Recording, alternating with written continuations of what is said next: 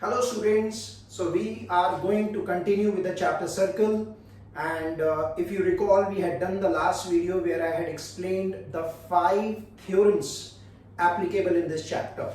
So today, to understand those theorems better, I am going to solve 2 questions and I will be also explaining the theorems applicable once again. So question number 1 says that in a circle, angle AOC is given 110 degrees and what we have to find is angle CDB. This angle X is what we have to find out. Very important to note is that O is the center of the circle. Very important. Now the theorem which I am going to use here is this one. In a circle, if there is a minor arc, it makes an angle at the center. Now the same arc also makes an angle at the remaining circumference or on the major arc. So there are 2 angles. One, the minor arc makes at the center, this is the center, and the same arc makes another angle at the remaining circumference. There is a relationship between the 2 angles.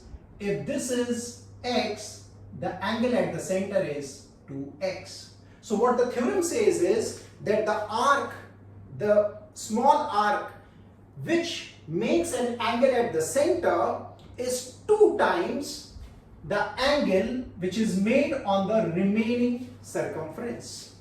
And this theorem we are going to use in this question. Now find out which is that minor arc from C to B. I can see this minor arc and this is making an angle COB at the center. Alright. So this small arc is making an angle at the center which is COB. And the same arc is also making an angle on the remaining circumference here, which is given x. So what is the relationship between this angle and the x? The angle at the center will be 2 times of the angle x. So we should know what is this angle, right? We should know what is this angle where I marked a question mark. So this angle doesn't require any understanding of the theorem.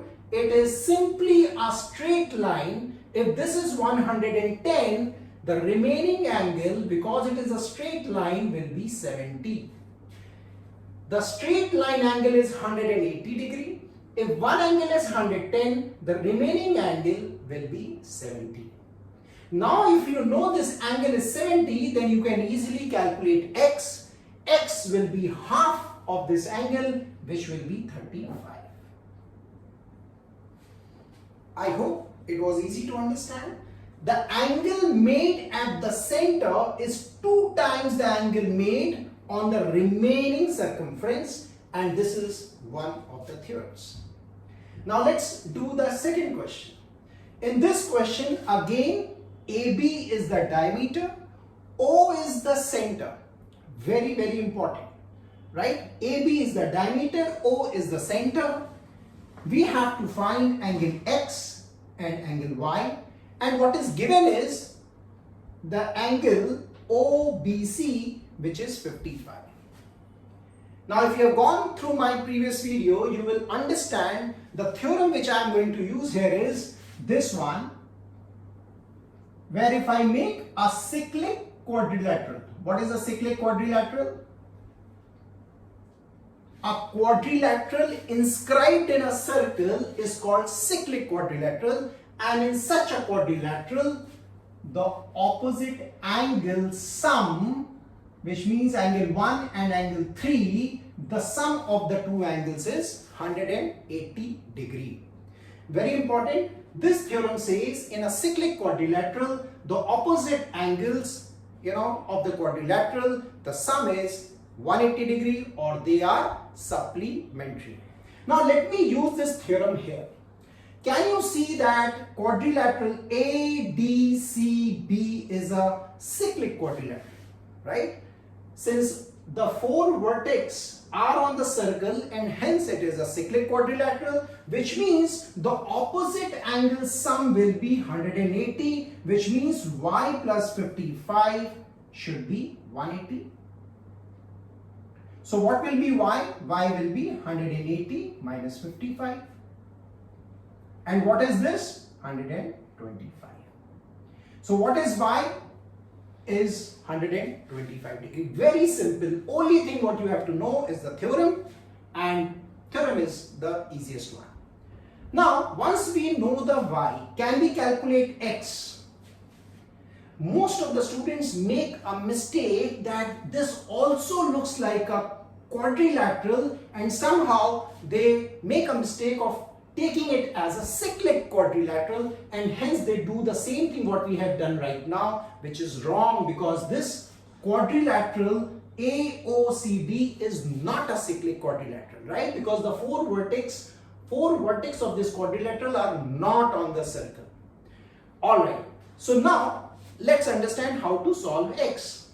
Very important, the moment I said O is the circle, OC and OB are the radius of the circle. I hope you can understand. OC and OB are the radius of the circle. And now OBC becomes an isosceles triangle. What is an isosceles triangle? Isosceles triangle is where the two sides are equal. And when the two sides are equal, their base angle, this angle and this angle are equal. What does that mean? If this is 55, so this will also be 55. And now, when you know the two angles of a triangle, you can easily calculate the third one, which is very simple. The sum of the three triangle is 180 degree. I know the sum is 110 for the two, so this angle has to be 70 degree. The two angle we just calculated 55, 55. The third angle will be 180 minus 55, which will be 70 degree. And now when we know 70, again we just discussed in the previous question, the total angle on a straight line is 180 degree. So how much will be x? 180 minus 70, which is 110. So angle x is 110. So the key takeaway, the learning from these two questions is that look at the diagram, find out which is the minor arc, which is the major arc, try to apply this theorem. If there is a cyclic quadrilateral given, apply the theorem, this theorem, and you will be able to solve each and every question in the exercise. I hope you got it. We will bring out some more questions on this. See you in the next video.